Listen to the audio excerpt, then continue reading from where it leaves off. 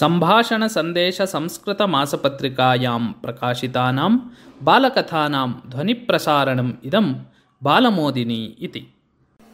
हेतुत्वं सर्वदेशिका। पूर्वं कश्चन राजा आसीत्। कदाचित् सः वेषान्तरं धृत्वा देशाटनं कुर्वन् आसीत्। तदवसरे तेन कश्चन ग्रामपरिसरः प्राप्तः।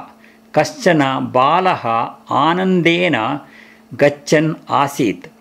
तावता कुतश्चित् कश्चन महाशब्दः श्रुतः।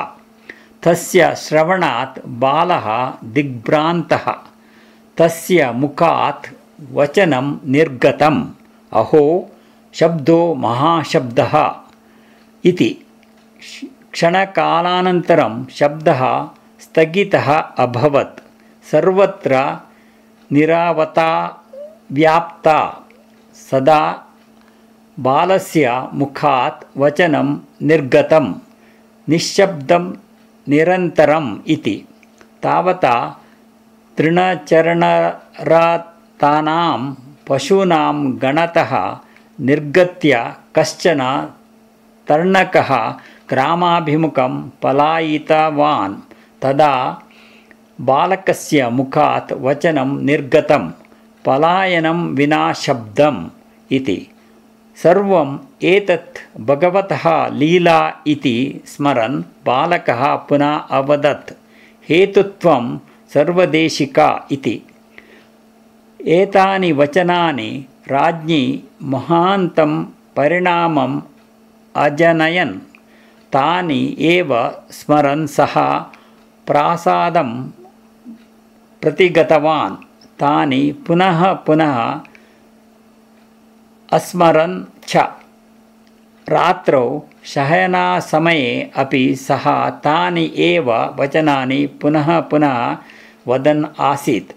तस्य देशस्य मन्त्री सर्वदेशिकः कश्चन धूर्तः। तस्यां रात्रौ सः राजकोषात् धनं चोरयितुम् आगतः। तदवसरे पादस्पर्शात् अलङ्कारवस्तु पतितं। ततः महान् शब्दः उत्पन्नः। तदा एव निद्रामग्नस्य राज्ञः मुखात् स्वप्नवचनं निर्गतम्। अहो शब्दो महाशब्दः इति। मन्त्रिणा एतत् श्रुतं। मम आगमनं राजा ज्ञातवान् इति भाति इति विचिन्त्य सः तूष्णीम् अतिष्ठत्। सर्वत्र नीरवता व्याप्ता। किञ्चित् कालानन्तरं राज्ञः मुखात् अपरं वचनं निर्गतं।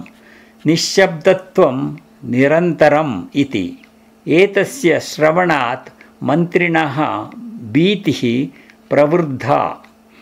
तस्मात् सः ततः पलायनाय उद्युक्तः। तदा राज्ञः मुखात् तृतीयं वचनं निर्गतं। पलायनं विना शब्दम् इति। मन्त्रिणः शरीरे कम्पनम् उत्पन्नं। तावता राज्ञः मुखात् पुनरपि वचनं निर्गतं। हेतुत्वं सर्वदेशिका इति। मम समग्रं व्यवहारं राजा ज्ञातवान् अस्ति इति चिन्तयन् मन्त्री राज्ञः शयनप्रकोष्ठं प्रविष्टवान्। तस्मात् जागरितस्य राज्ञः पादौ गृहीत्वा सः क्षमायाचनं कुर्वन् स्वस्य अपराधम् अङ्गीकृतवान्। ग्रामीणबालस्य सामान्यं वचनम् अपि देशस्य प्रयोजनाय अभवत् इत्यतः राजा तं बालम् आनीय समुचिते उद्योगे नियोजितवान्।